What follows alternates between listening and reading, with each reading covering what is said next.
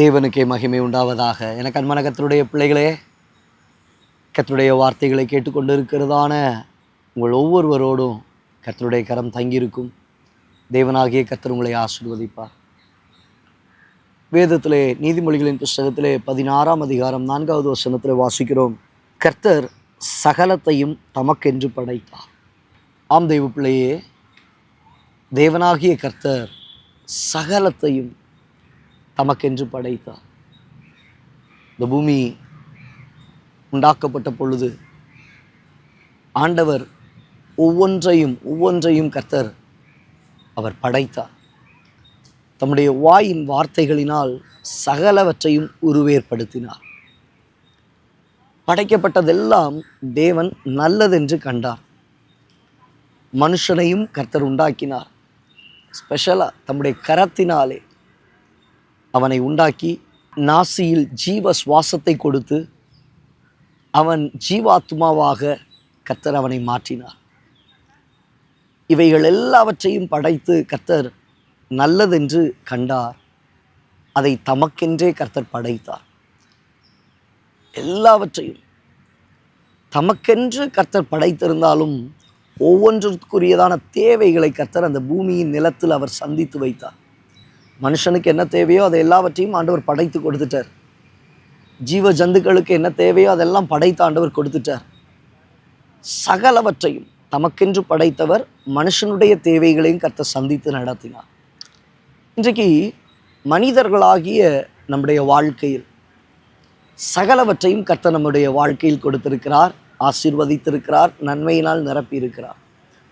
இன்றைக்கு ஒவ்வொரு தேவ பிள்ளையும் நீங்கள் யோசிக்க வேண்டிய ஒரு காரியம் உண்டு. கர்த்தர் சகலத்தையும் தமக்கென்று அவர் படைத்திருக்கிறார். தேவன் உங்கள் வாழ்க்கையில் கொடுத்திருக்கிற ஆசீர்வாதம், தேவன் உங்கள் வாழ்க்கையில் கொடுத்திருக்கிற நன்மை, தேவன் எனக்கு கொடுத்த கணவன், எனக்கு கொடுத்த மனைவி, எனக்கு கொடுத்த பிள்ளைகள், எனக்கு கொடுத்திருக்கிற சுதந்திரம், எனக்கு கொடுத்திருக்கிற சொத்துக்கள், எனக்கு கொடுத்திருக்கிற பணங்கள், எனக்கு கொடுத்திருக்கிறதான வாகனங்கள், எனக்கு கொடுத்திருக்கிற வேலை, எனக்கு கொடுத்திருக்கிற நண்பர்கள், சகலமும் அது எனக்கானது மாத்திரமல்ல, அது தேவனுக்குரியது. ஆமென். அது தேவனுக்குரியது. கர்த்தர் எதெல்லாம் உங்கள் வாழ்க்கையில் கொடுத்தாரோ கொடுக்கப்பட்டவைகள் மூலமாய் தேவ நாமத்தை நீங்கள் மகிமைப்படுத்துகிறவர்களாக இருக்க வேண்டும். இப்போது அதை கனெக்ட் பண்ணுறேன். ஆண்டவர் எல்லாவற்றையும் படைத்து நல்லதென்று கண்டார், மனுஷனையும் உண்டாக்கினார், மனுஷனுக்கு ஏற்றதை கொடுத்தார், சகலவற்றுக்கும் ஏற்றதை கர்த்தர் அருளினார். அவர் தம்முடைய நாமத்தை அது நிமித்தமாய் மகிமைப்படுத்தினார். இன்றைக்கு தேவன் உங்கள் வாழ்க்கையில் கர்த்தர் எல்லாவற்றையும் அனுக்கிரகம் பண்ணி கொடுத்திருக்கிறார். சகல ஆசீர்வாதத்தை உங்கள் வாழ்க்கையில் கர்த்தர் வைத்திருக்கிறார். அவனுடைய வாழ்க்கையின் தரத்திற்கு ஏற்ற பிரகாரமாய், அவனுடைய கிரியைக்கு ஏற்ற பிரகாரமாய், அவனுக்கு என்ன அருள வேண்டுமோ கர்த்தர் அதை அருளி கர்த்தர் கொடுத்திருக்கிறார். கர்த்தர் உங்கள் வாழ்க்கையில் எதை கொடுத்தாரோ எல்லாவற்றிலும் தேவனுக்காக அவருக்கென்று அவர் கொடுத்திருக்கிறார் என்கிற உணர்வு, நிச்சயம் அந்த எண்ணம் உங்களுக்குள்ளாக உண்டாக வேண்டும். ஆம் தெய்வ பிள்ளையே, கர்த்தர் கொடுத்த ஒவ்வொரு காரியத்திலும் தேவ நாமத்தை மகிமைப்படுத்தணும். நீங்கள் புசித்தாலும் குடித்தாலும் எதை செய்தாலும் தேவ நாம மகிமைக்கென்று செய்யுங்கள் என்று சொல்லி வேதம் சொல்லுகிறது. இப்போ அப்படியே யோசித்து பாருங்க, கர்த்தர் கொடுத்திருக்கிற எல்லாம் தேவநாமத்தை மகிமைப்படுத்துகிறதா? கர்த்தர் எனக்கு கொடுத்த பிள்ளைய தேவநாமத்தை மகிமைப்படுத்த வைத்திருக்கிறேனா? தமக்கென்று படைத்தார் என்று சொல்லப்பட்டிருக்கிறதே, அவருக்கென்று நான் கொடுத்திருக்கிறேனா? கர்த்தர் எனக்கு கொடுத்திருக்கிற கணவரை கர்த்தருக்குள்ள வழி நடத்தி இருக்கிறேனா? கர்த்தர் எனக்கு கொடுத்திருக்கிற துணைவியை கர்த்தருக்குள்ள வழி நடத்தி இருக்கிறேனா? கர்த்தர் எனக்கு கொடுத்திருக்கிற நண்பர்களை கர்த்தருடைய சமூகத்தில் கொண்டு போய் நிறுத்தி இருக்கிறேனா? கர்த்தர் எனக்கு கொடுத்திருக்கிறதான ஒவ்வொரு ஆசீர்வாதமும் தேவநாம மகிமைக்காக கர்த்தருடைய ஊழியங்களிலே, கர்த்தருடைய காரியங்களிலே அவைகள் உயர்த்தப்பட்டிருக்கிறதா? இதை ஒரு கேள்வியாய் உங்கள் வாழ்க்கையில் வைத்து சற்று சிந்தித்து பாருங்கள். சகலவற்றையும் தமக்கென்று படைத்தவர் உங்கள் கைகளில் கொடுத்துட்டார். ஆண்டு கொள்ளுங்கள் என்று கர்த்தர் கொடுத்துட்டார். கொடுத்ததை அப்படியே நீங்கள் டுவர்ட்ஸ் காட் நடத்திடணும்.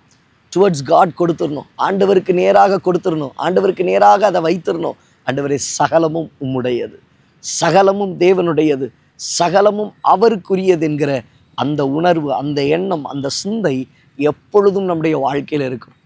இப்போது தமக்கென்று படைத்தார் என்கிற எண்ணம் நம்ம வாழ்க்கையில் இருக்கும் அப்படின்னா, நாம் செய்கிற ஒவ்வொரு காரியமும் தேவனை மகிமைப்படுத்தக்கூடியதாக இருக்கும், தேவநாமத்தை உயர்த்தக்கூடியதாக இருக்கும், தேவனுக்கு ஏற்றவைகளை செய்யக்கூடியதாக இருக்கும்.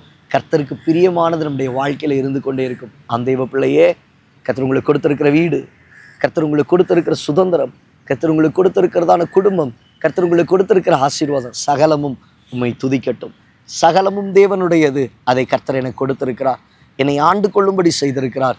அதை கடைசி வரையிலும் கர்த்தருக்காக நான் நியமிப்பேன், செய்வேன், கொடுப்பேன், ஏற்படுத்துவேன் என்கிற அந்த இருதயத்தை தேவனாகிய கர்த்தர் உங்கள் உள்ளத்திலே தருவாராக. கண்களை மூடி ஜெபிக்கலாமா?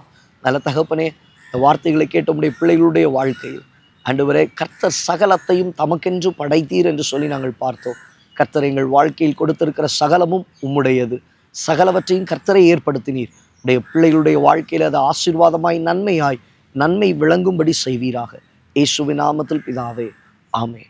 ஆம் தேவ பிள்ளையே, கர்த்தர் கொடுத்த ஆசீர்வாதம், கர்த்தர் கொடுத்த சுதந்திரம், கர்த்தர் கொடுத்திருக்கிற நன்மை சகலவற்றையும் கர்த்தர் உங்கள் கைகளில் கொடுத்து ஆண்டு கொள்ளுங்கள் என்று சொன்னார்.